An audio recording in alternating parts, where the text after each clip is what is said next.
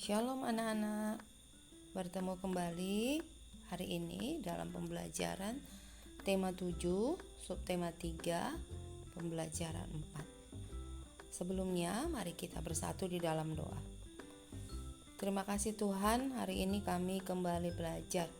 Berkati kami, berkati hati dan pikiran kami, agar kami dapat mengerti pelajaran dengan baik. Di dalam nama Tuhan Yesus kami berdoa. Amin. Anak-anak mari buka buku tema 7-nya ya, halaman 141. Ya. Pembelajaran 4, buku tema 7 halaman 141. Mari kita baca cerita berikut ini. Pagi hari, Siti menerima pesan singkat SMS dari Lani melalui ponsel milik ibu. Rupanya Lani mengajak Siti untuk berenang bersama. Siti meminta izin kepada ibu untuk pergi berenang bersama Lani dan Dayu. Ibu mengizinkan Siti pergi berenang. Ibu meminta Bibi untuk menemani Siti pergi berenang. Berenang merupakan olahraga air yang baik. Pada saat berenang, semua otot tubuh bergerak. Namun, kita harus waspada akan bahaya berkegiatan di air.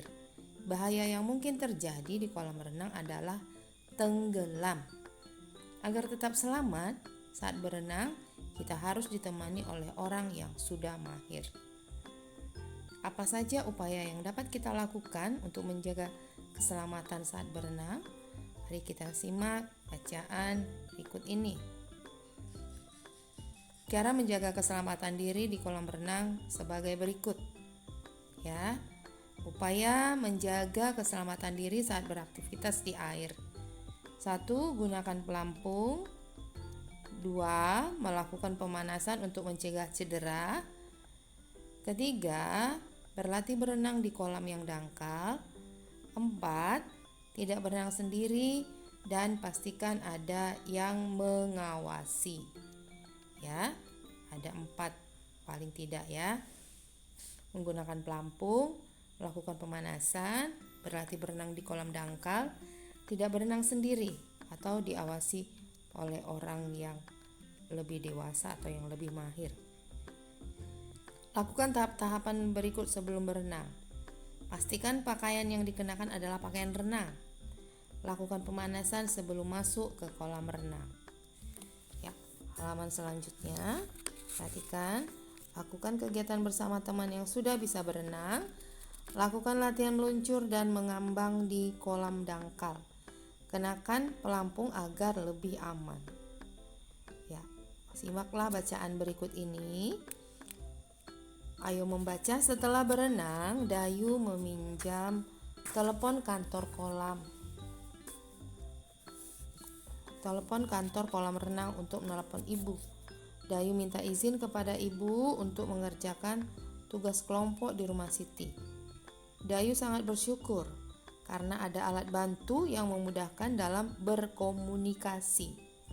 Dengan telepon, Dayu dapat langsung berbicara dan mendengarkan suara ibu. Telepon adalah alat komunikasi secara lisan. Selain alat komunikasi lisan, hingga saat ini alat komunikasi tulisan juga masih terus berkembang. Ya, kita perhatikan bacaan alat komunikasi tulisan. Alat komunikasi tulisan sejak zaman dahulu, komunikasi secara tertulis sudah mulai dilakukan. Ada surat yang ditulis pada daun lontar. Selanjutnya, surat ditulis pada selembar kertas dan dimasukkan ke dalam amplop. Surat akan dikirimkan oleh petugas pos dalam waktu tertentu. Waktu penyampaian surat tergantung pada jarak, tujuan, dan biaya pengiriman. Biasanya sekitar 3 hari sampai 1 minggu. Pada abad 21 mulai dikenal surat elektronik atau surel. Surel dikirim melalui jejaring internet dengan alat bantu komputer. Melalui surel, pesan dapat diterima di tempat tujuan sesaat setelah dikirim. Tentu saja hal itu sangat membantu komunikasi. Kini, surel bukan lagi satu-satunya alat komunikasi yang cepat. Melalui telepon seluler, kita dapat berkirim pesan menggunakan aplikasi pesan singkat SMS. Bahkan saat ini kita dapat saling berkirim data penting melalui ponsel dengan berbagai pilihan aplikasi.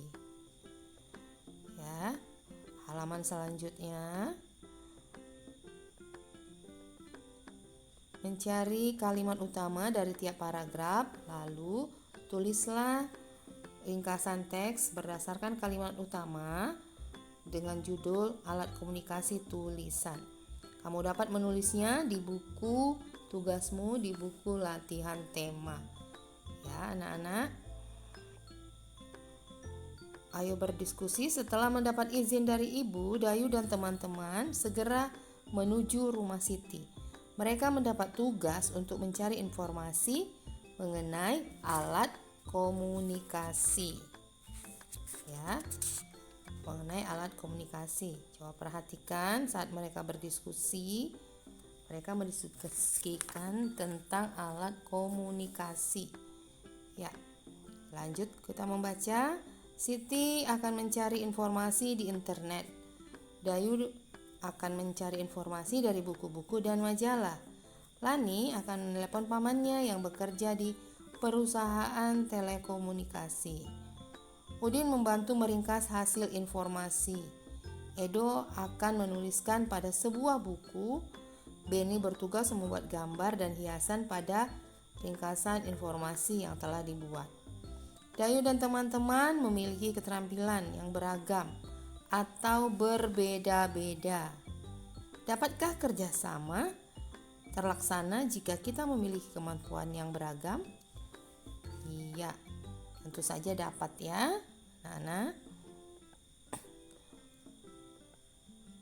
Kamu dapat memilih 5 orang teman di kelasmu, mengingat teman di kelasmu, kemudian tuliskan kemampuan khusus yang mereka miliki. Ya, tuliskan kemampuan khusus yang dimiliki teman-temanmu. Misalnya, yang pertama, nama temanmu misalnya Luis, memiliki kemampuan menggambar. Atau contoh lain, nama temanmu adalah Lina, memiliki kemampuan untuk menulis dengan bagus. Nah, tugasmu adalah mencari 5 temanmu yang mempunyai kemampuan masing-masing, ya. Tulis di buku kerjamu, di buku latihan tema. Lanjut. Kemampuan dan keterampilan setiap orang berbeda-beda. Namun, perbedaan tidak menghalangi kita untuk bekerja sama. Ingat ya, perbedaan tidak menghalangi kita untuk bekerja sama. Dengan adanya perbedaan, kita tetap dapat saling membantu. Selain itu, kita dapat saling melengkapi. Hal tersebut dinamakan kolaborasi. Ya. Menurut kamus KBBI, Kamus Besar Bahasa Indonesia, kolaborasi artinya perbuatan bekerja sama. Ya, kolaborasi artinya perbuatan bekerja sama. Kerjasama merupakan pengamalan sila keempat Pancasila yang berbunyi kerakyatan yang dipimpin oleh hikmat kebijaksanaan dalam permusyawaratan perwakilan. Sekarang pertanyaannya, apakah kemampuan setiap orang sama? Ya, tentu tidak ya, tidak sama. Bagaimana sikap kita terhadap keberagaman atau perbedaan dari setiap orang? Ya, bagaimana kita menyikapi keberagaman atau perbedaan dari setiap orang? Ada yang tahu? Ya, tentunya kita harus saling menghargai dan menghormati setiap perbedaan. Bagaimana, apa pentingnya memahami perbedaan setiap orang dalam kehidupan sehari-hari? Ya, penting agar kita dapat memahami teman-teman kita dengan perbedaan sehingga tercipta persatuan dan kesatuan. Ya. Sehingga tercipta persatuan dan kesatuan dengan saling menghargai perbedaan masing-masing. Nah, anak-anak, selanjutnya mari kita tutup pembelajaran kita hari ini. Yang pertama tadi kita sudah mempelajari keberagaman, perbedaan itu tujuannya untuk saling melengkapi agar kita dapat saling bekerja sama. Bagaimana menyikapi keberagaman? Yaitu dengan cara saling menghormati dan menghargai satu sama lain, ya, agar tercipta persatuan dan kesatuan. Oke, anak-anak, demikian pembelajaran hari ini. Kita tutup di dalam doa. Terima kasih Tuhan untuk pelajaran kami hari ini. Kiranya apa yang boleh kami dengar, apa yang boleh kami baca dapat menambah pengetahuan di dalam diri kami. Di dalam nama Yesus kami berdoa dan bersyukur. Amin. Sampai jumpa. Dadah.